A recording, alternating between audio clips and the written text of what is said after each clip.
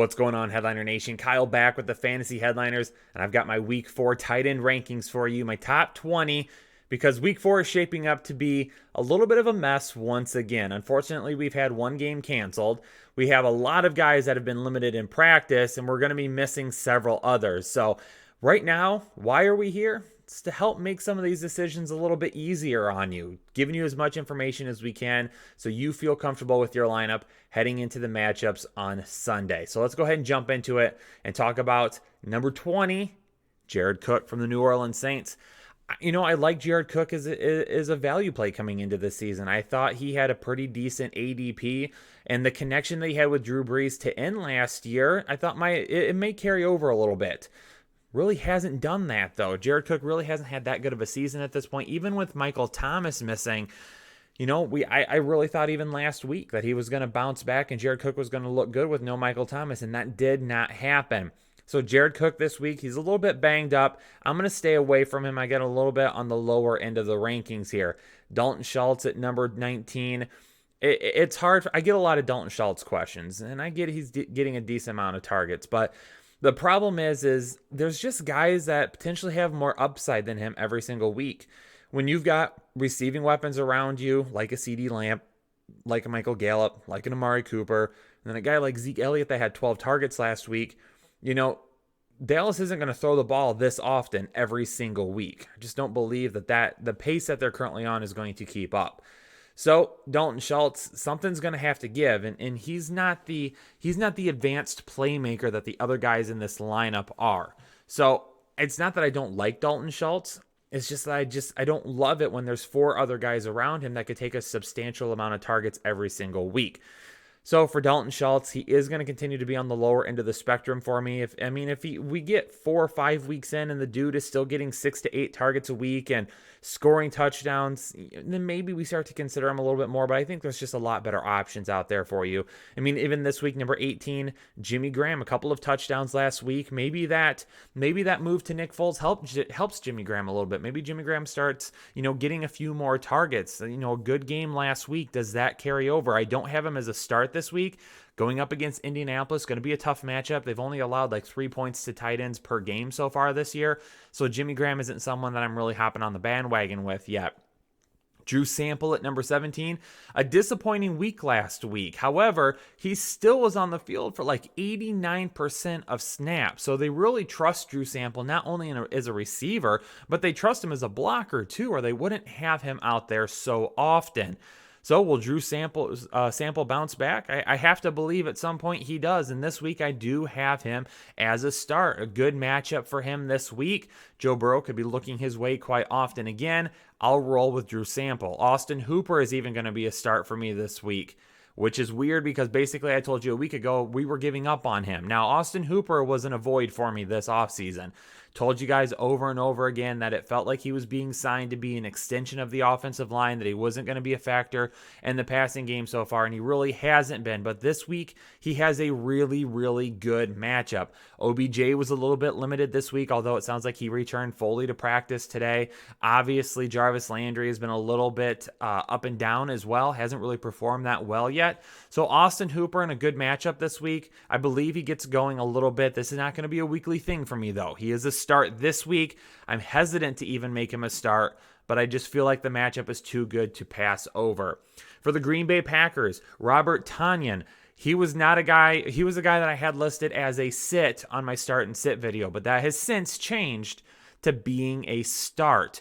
We're finding out that Allen Lazard, he is going to be out for an extended period of time. We're still not 100% sure that Devontae Adams is going to be in the lineup this week. And the Atlanta Falcons, who they play on Monday Night Football, have given up the second most fantasy points to opposing tight ends this year. So Robert Tonyan, he has scored touchdowns in his last 2 games. I've got him at 15 this week. And honestly, he could even go a little bit higher. I'm going to wait and see what happens with Devontae Adams, but this is a guy that could really go all the way up to 12 for me before the week is said and done as well. Logan Thomas is going to be at number 14. Yeah, not performing, the way some of you have expected. Some of you have picked him up and kind of been holding on to him, but he's getting a really good target share. And again, another good matchup for him this week. So I'm going to have Logan Thomas as a start as well. Evan Ingram at number 13. I'm not giving up on Evan Ingram yet. I just can't do it.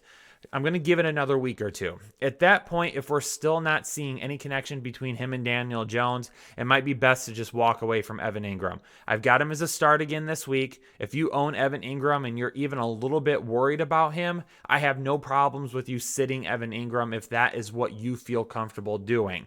Again, I'm going to roll with him for another week or two and see what happens, but there's just too much talent and he's in too good of a position not to pick it up at some point in time, and I think that does happen.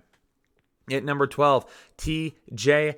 Hockenson. Some of these tight ends have really good matchups this week that are making them interesting start options. So for T.J. Hockenson, yes, we are going to roll with him this week as well. I'm hoping that maybe the return of Kenny Golladay opens up things a little bit better for TJ Hockenson, because defenses obviously are going to have to be paying more attention to Kenny Golladay now that he's on the field instead of paying attention to Marvin Jones. And nothing against Marvin Jones, but him and Kenny Golladay are not the same type of player. So TJ Hockenson, hopefully that opens up some things in the middle of the field for him, and he can smash this week as well. Mo Cox, Mo Problems. Mo Alley Cox from the Indianapolis Colts. I got him at number 11. He's got like 181 receiving yards over the last couple of weeks. He scored a touchdown last week, getting a decent target share. Even with Jack Doyle back last week, Mo Alley Cox was still in a prime position to be a start for you, and he is also going to be a start for me this week as well, because he's becoming one of the best receiving options on that team. At number 10, Hayden Hurst. I'm going ahead and bumping him up to a start as well, and I'm giving him plenty of upside. Why is that? Calvin Ridley was banged up. He returned to practice today. Still no word on if Russell Gage is going to be out of the concussion protocol as of this recording. Julio Jones, still no guarantee that he plays this week either. With all the receiving options banged up right now, we have to play Hayden Hurst. So hopefully you still have him on your team. If you don't, if you've dropped him for any reason, just know that I don't expect this to still to be a weekly occurrence moving forward. But again, it's a good position for him this week going up against the Green Bay Packers. The Falcons are going to have to throw it, right? Their defense is not good enough to stop really anybody except Mitchell Trubisky right now. So he's going to be in a prime position to see a lot of targets, a lot of volume this week, and a game that will probably go back and forth quite a bit. Noah Fant, I had at number 9. Obviously, that's not going to end up being a hit because he went down with that injury last night and had to leave the game early, which is unfortunate. I did have him at number 9 going into Thursday Night Football. And number 8, Tyler Higbee, a little bit lower this week than last week. But again, I'm not really worried about Tyler Higbee as of yet. They're moving back again. They're moving out of that 12 personnel, spreading it out a little bit more. I think Tyler Higbee is going to have some up and downs. We saw a down last week. Hopefully he gets back to being up next week. Number 7, Mike Gesicki.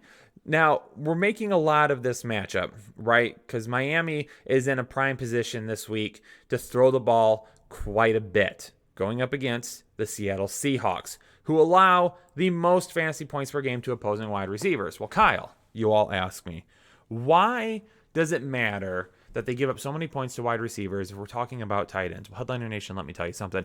Mike Gesicki, as I have said, is basically a wide receiver in a tight end's body. He plays in the slot or out wide far more often than he plays on the line. So really, when we're taking a look, Devontae Parker is going to be a start for me this week, but Mike Gesicki playing out in the slot, he's going to smash all over the Seahawks. This is even a guy that could go a little bit higher for me. The only problem is it's Ryan Fitzpatrick, Ryan Fitzmagic, and some of the guys that are up ahead of him are just a little bit safer, like a Hunter Henry. He's just getting a ton of targets right now. Mike Williams has been limited. He may even be out. That hasn't been announced yet as of this recording, so there might be no Mike Williams this week either. Hunter Henry seeing a lot of targets. Darren Waller seeing a lot of targets as well from Derek Carr. So both of those guys are, and that's why they are a little bit higher than Mike Gesicki, just because they're seeing so much volume, and they have pretty decent upside as well. So Mike Gesicki lands at number 7 for me. At number 4 is Zach Ertz. Zach Ertz doesn't have to worry about Dallas Goedert taking any more of his touches or his targets, his receptions. He's out there by himself. They don't have a whole lot of weapons. Zach Ertz should be in a great matchup again this week as well to really go out there and put up some really good volume. And then Mark Andrews at number 3. He's disappointing some people after that week 1 performance, but I'm not giving up on him. I'm not giving up on him at this point. He's still a guy that's going to be a top 3 option for me. You could end up dropping him back below Zach Ertz as well. You could really interchange those two depending on what you're feeling like. But they're going to keep getting Mark Andrews the football, and Mark Andrews at some point is going to turn this thing around. He's had a couple of drops this year. Hasn't looked the best at times, but he's still that number 1 option for Lamar Jackson. George Kittle back this week. He was healthy enough to be back last week, but they were worried about him playing on that turf at MetLife Stadium, which has been causing some issues. So George Kittle, again, not a whole lot of weapons around him. We still don't know if Deebo Samuel is going to be back this week. That has not been guaranteed yet. So George Kittle is going to be that number 1 option once again. And then the man, Travis Kelce at the top, the guy who will typically always be at the top, number 1, the top tight end option in the game right now. Well, there you have it, Headliner Nation. Hit you up with my top 20 tight ends for week 4 of the NFL season. Do me a favor if you appreciate that content. Go down below and hit that like button. If you have any questions, hit the comments up down below and we'll get to as many as we possibly can. Keep in mind, if you're asking about whether or not you should start a tight end, look at the rankings, and if one tight end is above the other, you start the tight end that is higher. That's why we do these rankings. And then, of course, hit that subscribe button if you are not a part of Headliner Nation yet and become a part of it today. Do me a favor, everybody out there, stay safe, stay healthy, and I'll catch you on the next episode of the Fantasy Headliners.